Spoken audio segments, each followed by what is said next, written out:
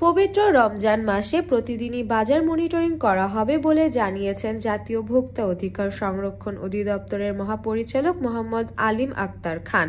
তিনি বলেন, মনিটরিং টিমের সংখ্যা দ্বিগুণ করা হয়েছে। জেলা প্রশাসনের নেতৃত্বে পরিচালিত মনিটরিং টিম অতিরিক্ত 30 দিন নিয়মিত বাজার মনিটরিং করবে। বৃহস্পতিবার রাজধানীর কারওয়ান বাজারে টিসিবি ভবনে জাতীয় ভোক্তা স্বার্থ সংরক্ষণ অধিদপ্তরের সম্মেলন কক্ষের প্রেস ব্রিফিংয়ে এসব কথা বলেন তিনি।